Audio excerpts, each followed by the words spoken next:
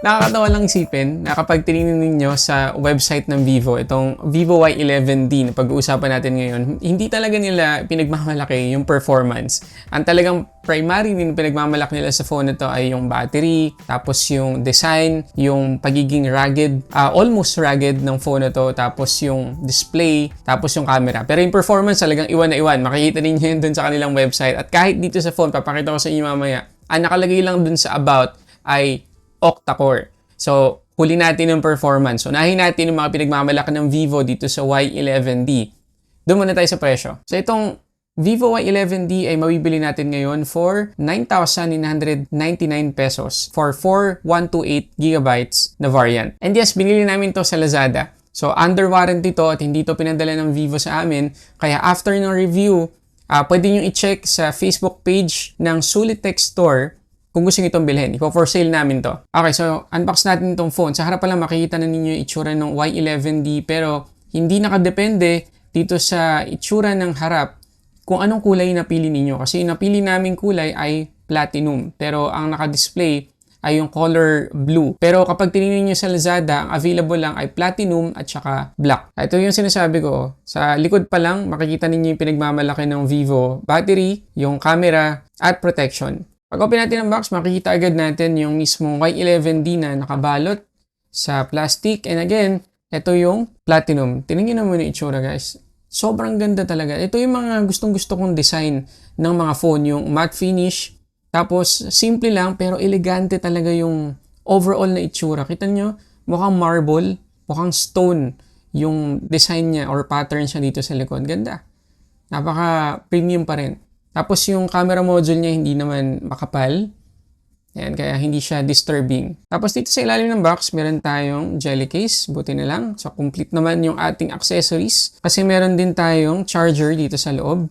Tapos yung ating USB-C to USB-A cable. Tapos yung ating SIM ejector pin. So, dun tayo sa first question. Maganda ba talaga yung battery performance ng Vivo Y11D? Kasi nga, yan yung pinagmamalaki ng Vivo sa phone na to. Kasi meron tong 6,500 mAh na capacity, Blue Volt battery na yan. Ibig sabihin, mas maganda yung endurance, mas matagal yung lifespan ng battery na to compared sa hindi naka Blue Volt. Tapos, kahit malaki yung battery capacity, mapapansin ninyo, manipis pa rin yung itsura niya. Tapos 44 watts yung charging speed nito. So, impressive yan para sa budget-friendly Android phone. At sabi ng Vivo, tatagal daw to ng 5 taon bago mag-degrade. Bago siya umabot ng 80% lang na battery health, kailangan muna ng 1,600 charge cycle. So, ganun katindi tong phone na to. Meron din tong reverse wired charging. Pero ang pinaka-importante sa lahat, gaano kalaki yung screen on time na nakuha natin dito sa Y11D. Tingnan naman, almost 24 hours lang naman yung nakuha nating screen on time dito. So, sa isang charge, possible na umabot na ng 2.5 to 3 days. Depende syempre sa paggamit natin. Lalo na kung naka-data tayo the whole day, baka meron pa tayong 70 or 60% remaining. Mamaya, tingnan natin kung gaano ka-reliable yung connection natin sa phone na to. Ngayon, pagdating naman sa charging, 18 to 100%, 1 hour and 12 minutes ko lang na-charge tong phone na to. So, isipin nyo yun, para sa isang budget-friendly Android phone, matagal na malobat, mabilis pa i-charge. So, very good talaga. Kaya, no doubt na yun talaga ipinagmamalaki ng Vivo dito sa Y11D. Doon tayo sa second question. Maganda ba yung design ng Y11D? Kasi according to Vivo, meron tong IP65 na rating. So, yung talsik-talsik ng tubig, mga alikabok, no problem sa phone na to. Tapos, meron pa silang dinagdag dito na MIL STD 18H na certification plus SGS 5-star drop certification. So matibay, kahit na maliglag natin tong phone na to, hindi to agad-agad masisira. Magkakaroon ng dents, magkakaroon ng gasgas, pero hindi siya kagaya ng ibang mga phones na napaka-delicate kasi walang ganong certification. Ito kaya-kaya makasurvive ng at least 5 meters na drop nang hindi nasisira. So, if ever na umabot ng 1,500 likes itong YouTube video natin, sige, gagawin ko to ng drop test sa Facebook at TikTok. At isa pa sa maganda dito sa Vivo Y11D, yung kanyang SIM tray. Tingnan nyo naman, dual nano SIM plus pwede pa siyang humawak ng isang micro SD card na up to 2 terabytes. So, talagang pang future-proof naman yung ating SIM tray kasi nga, pwede tayong mag-expand ng storage if ever na gusto nating makatipid kasi nga 128GB lang yung pinakamalaking kaya nating mapiling variant dito sa Vivo Y11D. Ngayon, pag-usapan natin kung gaano kabilis at ka-reliable yung kanyang 4G connectivity. Unahin natin dito sa Ookla speed test, 23.2 Mbps yung kanyang download, 9.97 Mbps naman yung upload. Sa Google speed test, 15.6 Mbps download, 11.7 Mbps naman yung upload. At sa fast.com, 26 Mbps yung download at 9.8 Mbps naman yung upload. So, according dun sa mga results na nakita natin, hindi ganun kabilis yung kanyang data connection, yung 4G connectivity natin dito kasi hindi siya naging 4G+, 4G lang talaga.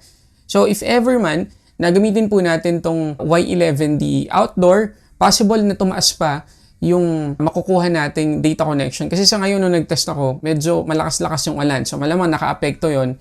Pero siguro sa maaraw, maayos na panahon, baka umabot to ng 30 to 40 Mbps download speed.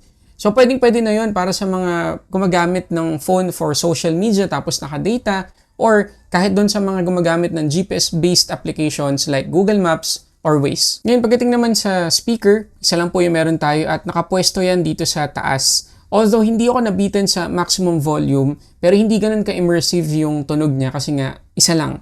Pero, hindi naman tunog lata. Okay na rin naman yung quality ng sound niya kahit na mababa lang yung presyo ng phone na to. Pero yun nga lang, hindi siya ganun ka-immersive lalo na kung manonood tayo dito. At nakalimutan ko i-mention na meron tayong headphone jack dito at meron tayong pre-installed na screen protector. So talagang gagamitin na lang natin tong Y11D. At syempre, itong Vivo Y11D ay naka-conventional fingerprint scanner. Reliable naman for the most part. Hindi sobrang bilis, pero okay naman. Depende na rin syempre sa pag-register natin sa ating fingerprint. Pero most of the time, na-unlock ko naman yung phone na to gamit yung fingerprint ko. So to answer the question, kung okay ba yung design ng phone na to, para sa akin yes. Kasi maganda yung protection na nilagay ng Vivo dito sa phone na to. Hindi basta-basta. Kasi nga dun sa dalawang certification na meron siya. Plus, expandable yung kanyang storage kasi hanggang 2 terabytes na micro SD card yung kaya nitong i-handle. Malakas yung kanyang single firing speaker, although hindi ganun kaganda yung quality, pero okay na okay yung max volume kasi nga meron tong 200% audio boost. Doon tayo sa third question. Maganda ba yung display ng phone na to? Pagdating sa display, naka 6.74-inch IPS LCD tayo dito, 720p yung resolution at aabot ng 120Hz yung max refresh rate. Tapos yung kanyang peak brightness ay 1200 nits. So even outdoor, kayang-kaya po nating makita ng maayos yung naka-display sa kanyang screen. At pagdating sa color production, hindi sinabi ng Vivo kung gaano kalaki yung color coverage ng display nitong Y11D. Pero again, sa mata ko, okay naman, hindi naman yellowish, hindi naman masyadong cool yung pagkakatimpla nila. Tamang-tama lang. Hindi ko sinasabi na sobrang ganda na parang mid-range or flagship phone na yung level. Pero sapat na sapat para sa presyo niya. Okay na okay din for media consumption. Yun nga lang, kagaya nung nakita ninyo, medyo makapal-kapal yung chin nitong Y11D. So, kailangan nating makasanayan ng ilang days muna ng paggamit bago tayo hindi ma-disturb sa chin nitong phone na to. Pero keep in mind guys na kahit tatlo yung ating screen refresh rate option dito sa Y11D, meron tayong Smart 60, 90, tsaka 120Hz. Ang default niya na behavior ay 90, 60, 60, 90. Okay, tinan niya. Pag tinouch ko siya, babalik to 90, tapos bigla siyang bababa to 60. So, okay naman yun. Pero, yun nga, baka nag-expect kayo na 120, 60, 60, 120 yung behavior niya. Hindi po 90, 60, 60, 90 lang. Kung gusto natin ma-experience yung 120Hz, select natin yan manually. Pero expect ninyo na mabilis bababa yung battery at gagana lang yung 120Hz na yan dun sa mga compatible applications. Kasi by default, 90 pa rin po yung ibibigay sa atin. At good news, kasi level 1 naman yung ating wideband security, kaya makakapag-play tayo ng Full HD sa Netflix. Pero syempre, siguro kanina nyo pa napansin na naka-notch tayo dito, hindi tayo naka-punch hole selfie camera at para sa taong 2026 talagang outdated na po yung design na yan. Pero, yun nga, dahil sa presyo, hindi na natin gagawin deal breaker yan kasi bumawi sila sa ibang aspect. So to answer the question, kung maganda ba yung display nitong Y11D, para sa akin at para sa presyo nito, yes. Doon tayo sa next question. Maganda ba yung camera nitong Y11D? Tingnan muna natin yung specs. So, meron tayong 50 megapixels na main shooter dito sa likod na merong auxiliary camera naka-partner. Tapos, 5 megapixels naman yung selfie camera at parehong kayang mag-shoot ng 1080p. So, tingnan natin mga sample photos at videos kuha dito sa Y11D para magka-idea kayo.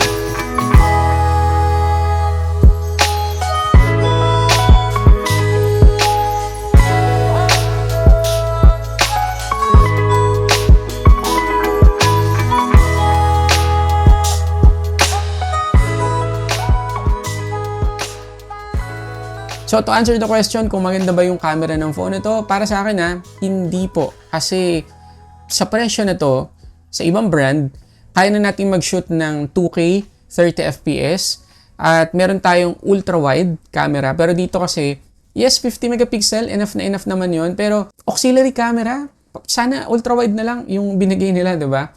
Para may macro, macro mode na rin. So parang 3 camera na rin yung katumbas nun. Pero dito parang isa lang talaga. So para sa akin, no. Doon tayo sa next question. Maganda ba yung performance ng Vivo Y11D? Ngayon pag-usapan naman natin yung ayaw pag-usapan ng Vivo based dun sa webpage ng Y11D, yung performance. Kasi talagang hindi nila pinagmamalaki yung performance ng phone na to. Kasi nga, entry-level phone. So sa ibang aspect talaga sila nag-focus. Pero syempre, kailangan natin pag-usapan yan dito sa review. So itong Vivo Y11D ay naka-Origin OS 6 na siya out of the box. Android 16 na yan, tapos Unisoc T7225 yung kanyang chipset. LPDDR4X yung RAM at eMMC 5.1 naman yung ating storage type. Gaya na makikita ninyo, yung processor na inilagay nila dito sa About Phone ay octa-core. Hindi kagaya ng ibang mga phone, kadalasan nakalagay talaga dyan yung model ng chipset na ginamit nila sa phone. Pero again, dito sa Y11D, octa-core. At walang official announcement ng Vivo sa kanilang website kung gaano katagal yung software update na ibibigay nila dito sa Y11D. Pero knowing Vivo, wala naman akong ipinag-aalala sa part na yan kasi reliable naman sila pagdating sa pagbibigay ng security patches. And usually sa mga budget series nila, kagaya nitong Y series, ay umaabot ng 1 to 2 major Android upgrade. So, possible, hindi ko naman sinasabing sigurado, pero possible na umabot to ng Android 18 or 17. Tapos pagdating sa security patches, pwede itong umabot ng 3 taon. And actually, nung sineset up ko tong phone ito, nakatanggap na ako ng mahigit 1 GB na update. Meron din tayo ditong extended RAM kung saan dodoblehin niya yung physical RAM para maiwasan yung paghang. Kasi nga yung 4 GB, medyo maliit talaga sa panahon ngayon. Pero tingnan natin yung Antutu scores kapag ginamit natin at hindi ginamit yung extended RAM. 365,420 nakuha nating score kapag naka-off yung extended RAM at 366,541 naman nung ginamit na natin yung extended RAM. So, in a way, nakakatulong talaga yung extended RAM dito sa Y11D. At nakakabilib dito sa wildlife stress test, hindi man lang tayo nabawasan ng 1% sa battery consumption at 1 degree lang yung nadagdag sa kanyang temperature after ng mahabang test na yun. So, hindi ganun kataas yung Antutu score na nakuha natin sa phone na to. Pero pagdating sa thermal management, very good talaga.